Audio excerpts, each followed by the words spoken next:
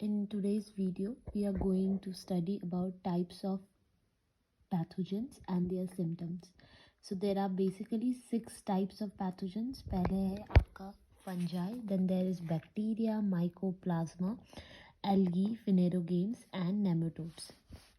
ठीक है, तो viral pathogens and animate pathogens inanimate pathogens में डिवाइडेड है.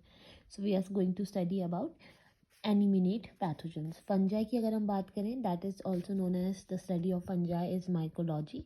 और मैंने इससे पहली वाली वीडियो में आपको बताया था कि जो इंडियन रिसर्च एग्रीकल्चर इंस्टीट्यूट है वो स्पेशल है, स्पेशलिटी है उनकी माइकोलॉजिकल रिसर्चेस में एंड प्लांट पैथोलॉजिकल रिसर्चेस में.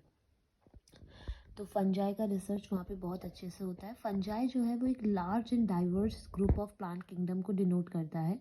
एंड आपने इनका पढ़ा था that they are have a branch filament, जिसको हमने हाइफी बोला था. ठीक है, they can live in saprophytes, parasite के फॉर्म में भी रह सकते हैं, यानी इनका बहुत इजीली ग्रो हो सकते हैं, कहीं पे सेक्सुअली एसेक्सुअली ग्रो हो सकते हैं.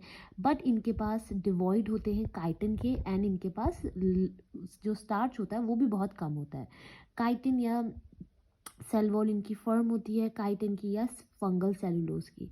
अगर हम बात करें तो पूरे वर्ल्ड में देर आर 50,000 से लेके 1 लाख तक के स्पीशीज अवेलेबल हैं, प्रेजेंट है फंजाई की पूरे वर्ल्ड में. एंजाइमेटिक एक्टिविटी देखें तो यहाँ पे देखिए क्या लिखा है. Enzymes are produced secreted by fungi and other organisms and either on the nature of endoenzymes or exoenzymes, and they have been isolated as crystalline proteins. ठीक है, तो एंजाइमेटिक एक्टिविटी जो है फंजाई की वो एंडो एंजाइम भी हो सकते हैं, एक्सो एंजाइम्स भी हो सकते हैं.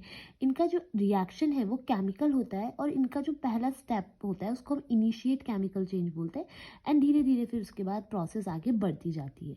ठीक है, उसके बाद हम देखें तो इनके पास क्या बोलते हैं, इनका जो भी सब्सटेंस होता है जो प्रोड्यूस होता है वो एक्ट करता है स्टार्च में, सेल्यूलोज में, काइटिन में एंड अदर प्रोडक्ट्स में भी, जिसमें वो सिंपलर हो जाता है. ठीक है, so many enzyme produce by fungi की अगर हम बात करें, so there is amylase, cellulase, pectinase, ligninase, diastase, invertase, tanninase, pepsinase, emulsins, maltase and many other types of. And the capacity of the enzyme to secrete enzyme varies widely and has been utilized in bakeries, breweries, brewers, yeast आपने सुना होगा, dairy industries and fermentation. इनका nutrition देखें तो इनके पास chlorophyll नहीं होता है, तो मेटाबॉलिज्म और कैटालिटिकली होता है इनका. ठीक है, ये are unable to synthesize their own food, तो ये डिपेंडेंट है अदर्स में, and can not produce carbohydrates by photosynthesis and form atmospheric carbon dioxide. ठीक है, तो यानी न्यूट्रिशनल वैल्यू इनका कुछ ज़्यादा नहीं है. ठीक है, इनका मैकेनिज्म जो होता है न्यूट्रिशन का वो एब्जॉर्प्शन होता है, जो बेसिकली टेक प्लेस होता है ऑस्मोसिस से, या परमिएबल होता है सेल वॉल के लिए. अर्ली स्टेज में इनका जर्मिनेशन जो होता है वो स्पोर से होता है, जैसे हमने हाइफी वाला भी पढ़ा था, अभी इससे पहले बताया था. और ये इनका जो रिजर्व फूड होता है, बताइए आपने बीएससी में पढ़ा होगा, that is oil and globulins. ठीक है, उसके बाद है जो फंजाई है, ये आपका इनऑर्गेनिक सब्सटेंस है. ठीक है, इनको इनऑर्गेनिक सब्सटेंस चाहिए होता है, जैसे मिनरल्स, सॉल्ट्स और अदर एलिमेंट्स, जिससे ये अपना ऑर्गेनिक फूड बनाते हैं और जिसकी वजह से ये सर्वाइव करते हैं. नाइट्रोजन हो गया, फॉस्फोरस हो गया, पोटैश हो गया, ये इनके एसेंशियल हैं, क्या बोलते हैं, इनके लिए जो रिक्वायर्ड होते हैं स्मॉल अमाउंट में. फंजाई को थोड़ा विटामिन भी चाहिए एंड ग्रोथ सब्सटेंसेस भी चाहिए अपने डेवलपमेंट के लिए. रिप्रोडक्शन के लिए इनको विटामिन की ज़रूरत होती है. उनका सिंथेसिस जो होता है वो इंडस्ट्रीज में बहुत ज़्यादा देखने को मिलता है.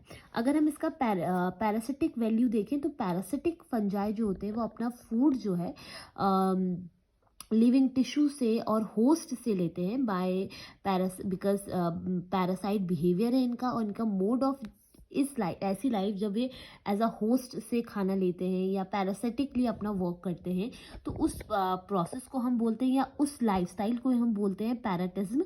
और जो पैरासाइट्स होते हैं वो सर्वाइव कर लेते हैं लिविंग होस्ट पे. ठीक है, तो ऐसे पैरासाइट को हम ऑब्लिगेट बोलते हैं. एग्जाम्पल है इसका मेलनस्पोरा, पक्सीनिया. और पैरासिटिक फंजाई जो होते हैं वो यूजुअली लिविंग प्लांट्स में भी रहते हैं. सैप्रोफिटिक मोड में उसको हम फैकल्टेटिव पैरासाइट सैप्रोफाइट बोलते हैं. एग्जाम्पल टैफ्रेनिया, ठीक है, and other. On the other hand parasitic जो होते हैं फैकल्टेटिव पैरासाइट्स भी होते हैं, जिसका नाम है फूसारियम एंड पाइथियम एक्सेट्रा।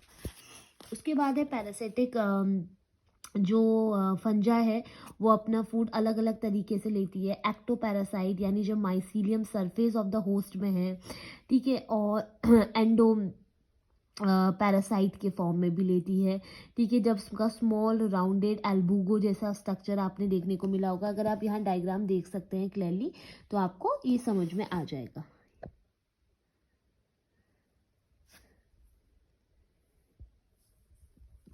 स्पोर्स की अगर हम बात देखें तो स्पोर्स जो होते हैं इनके डाइवर्स होते हैं, बॉर्न अपॉन स्पेशल स्ट्रक्चर जिसको हम स्पोरोफोर्स कहते हैं, मॉर्फिक होती है, ठीक है, एंड एसेक्सुअल एक्सोजीनियस होता है, कोनिडिया फॉर्मेशन होता है। उसके बाद यहाँ पे आता है एक टर्म विच इज़ द हेट्रोसीयम।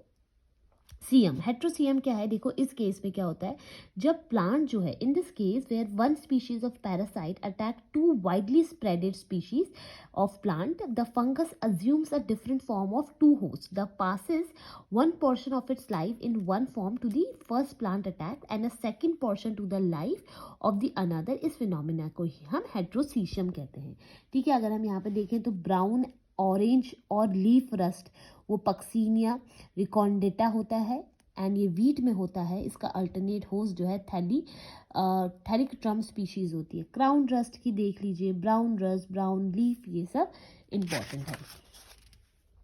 ये डायग्राम्स यहाँ पे बने हुए हैं। आई होप आपको ये समझ में आया हो। Make sure to share and like.